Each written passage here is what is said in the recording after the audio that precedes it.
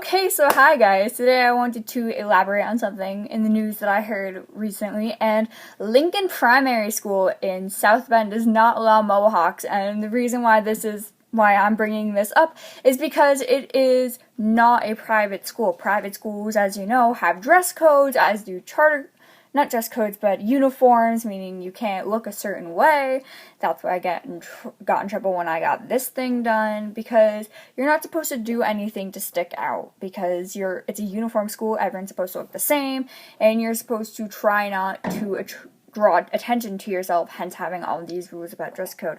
Whereas a public school, it doesn't have a uniform. It does have some rules, such as not having short shorts or tank tops or anything like that, which I can kind of understand, but at the same time, they're clothes. People should get over that people have certain body parts, and I don't think it should be shamed or tried to cover up. And the reason, it's pretty obvious why they wouldn't allow Mohawks, because they're too distracting, etc., etc., etc. But at the same time, it's a haircut.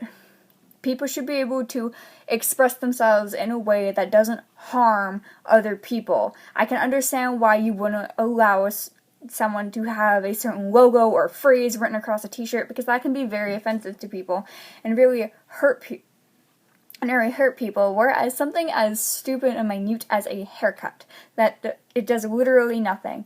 I think what also has come into play is that it's something that's out of the ordinary. That's why it's so, attention grabbing. And I know that's an awful term to use, but that's what I got.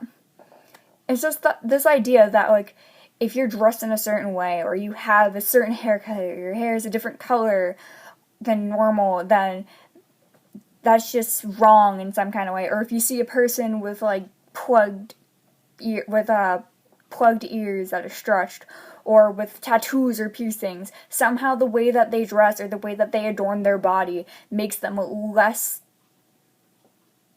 not compatible. It makes them, I can't remember the word, I'm sorry. Somehow they can't do certain things. They're less capable. That's the word. They're less capable of doing a certain thing. And people all the time talk about not being normal. And I think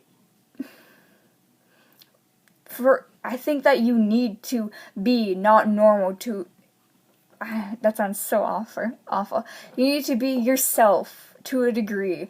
Completely being yourself and completely not conforming 100%, you will be ostracized. Unfortunately, that's the kind of society that we live in. I think to a certain extent, you do need to be able to conform to the environment that you're in, but you still do want to keep your own identity.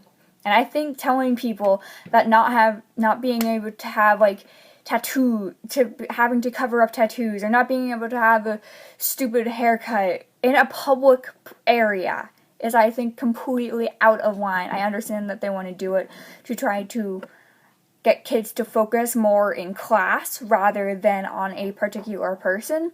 But the thing is, even if their hair or whatever they're wearing does draw attention, it's not going to draw attention for the entire thing, and it's school. You're supposed to go there to learn, but let's face it, how many kids actually do pay attention in class? I know that's a very shitty argument, and that they should pay attention in class, and that you should try your best to get their attention, but I think not allowing someone to have even their hair a certain way isn't really solving the problem. Instead, it's just telling them that they need to change, when in reality, you need to change, because the way that they dress, there's nothing wrong with the way a person dresses or looks.